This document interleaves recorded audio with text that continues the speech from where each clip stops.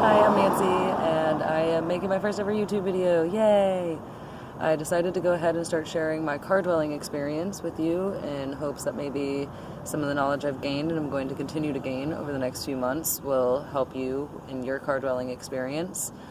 And if not, it will help me fill my time, so either way, it's a win. Everyone in this situation is here for different reasons. Some by choice, for freedom of travel, cheaper bills. Others, life handed you some lemons, so you're making some lemonade in your car.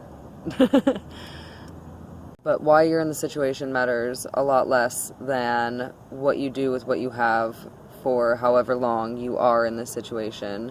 When it's short term, you're not going to want to spend as much money to make it as lush and luxurious, but if you expect it to be a longer term thing, you're going to want to make sure that you have some of those creature comforts that we're used to having. Cops make all car dealers nervous. Alright, he's gone. We're good. The most important thing I've learned so far is that your state of mind is probably the most important part of this experience. You need to be able to keep yourself comfortable enough to where you're not dreading every morning and every night because you live in a car. You have other things in life to dread. Don't let it be your living situation. This is why I'm making my first video about sleeping arrangements, because I feel like the most important part of your state of mind is the amount of rest and the quality of rest that you're able to get. It's great if you're able to get 6 hours of sleep, but if you're tossing and turning in an uncomfortable driver's seat, you want to optimize your comfort when it comes to sleep. And I feel like I've spoiled myself, and everybody should, because when it comes to sleep, buy that $1,000 mattress when you aren't living in a car. The privacy curtains with the whole bed set up, pillows and blankets and sheets and everything was about $50-$55. So it's definitely worth it if you're going to be in the car for any more than 2 to 3 days. So I'm going to show you how I personally get my sleeping arrangement set up. Everyone's going to be different. Most of the people that I've seen actually try to sleep in their back seats. I can definitely understand that, but this car happens to have, I don't know if you can see it, but it has this lovely little feature of no center console. That's just one of my notebooks, which I move every night so that it's not in my way. But I don't have a center console, so it makes sleeping in the front seat much easier for me.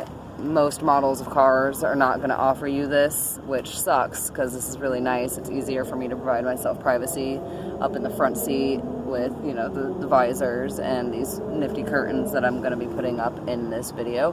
But yeah, so I store all of my pillows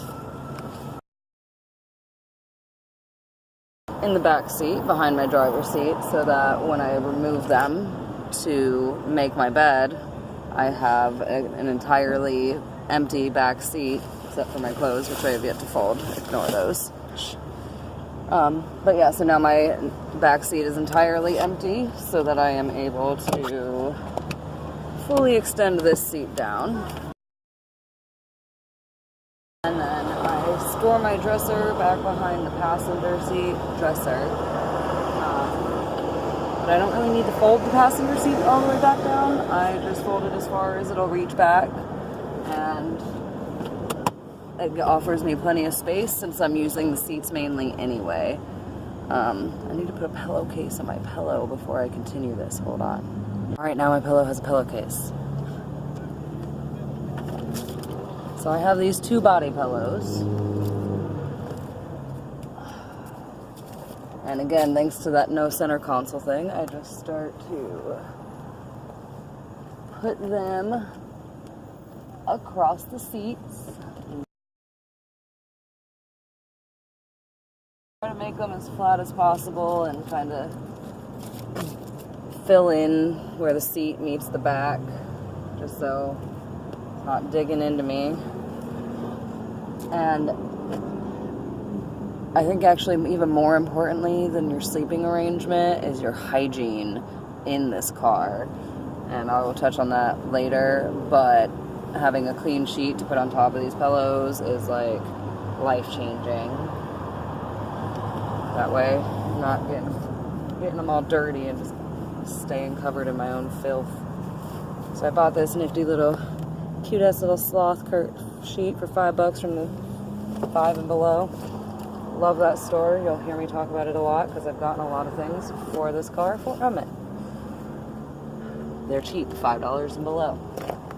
And you know if you're living in a car, you're on a budget. So just tuck the sheet around.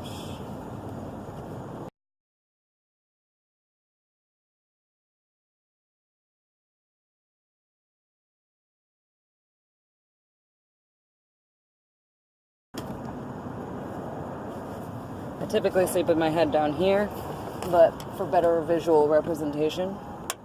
And you have a bed. Believe it or not, this is actually extremely fucking comfortable. I sleep like a baby.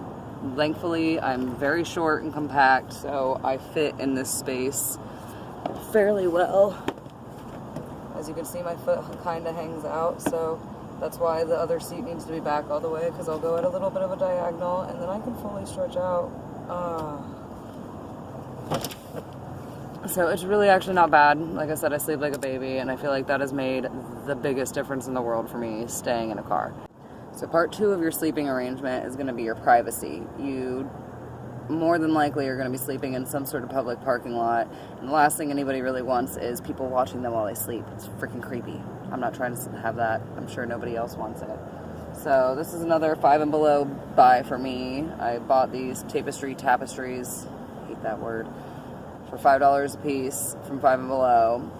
Used one as a headliner just because it was falling to shit, and 2 more for the driver's and the passenger side curtains.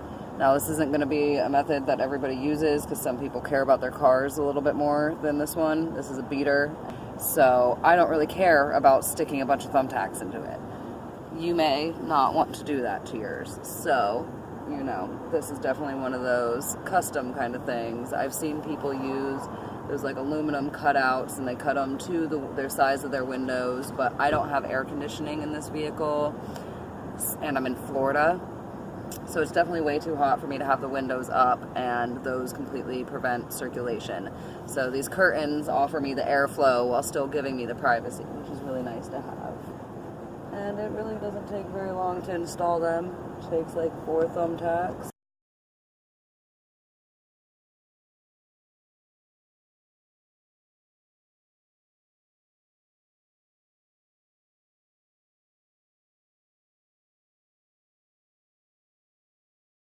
And now I have privacy on this side. I generally don't put up my driver's side window curtain until I'm ready to go to sleep. I see a lot of the YouTubers that are sharing their car living stories, recommending that you get ready for bed entirely somewhere else, like a gas station nearby to the parking lot that you're going to be sleeping in or whatever it is.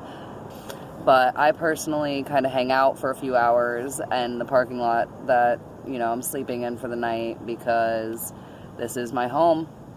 And when I'm done with a long day of work and I'm freaking tired, I just want to be able to sit down and relax. So there are days that I get to the parking lot as soon as the sun sets, and I'll set up my bed and I'll just kind of hang out for a few hours, read my book. So, you know, it's really based on how safe you feel. I have multiple sharp objects in this car to protect myself, so I'm a little bit less worried about somebody approaching my car that I'd feel uncomfortable with. But again, that's more of a personal comfort thing. You know, I definitely see why you would want to kind of draw less attention to yourself, but at this point it's going to be a semi-long-term thing for me. I'm going to be looking at being in the car for at least 2 to 3 more months, so at this point for me it's just like, oh, it's just so much extra work to try to hide it. Hope that one of you car dwellers out there found this useful in some way, shape, or form. If not, tell me, and I'll probably still continue to make semi-useful videos. Who knows? We'll see. Until next time.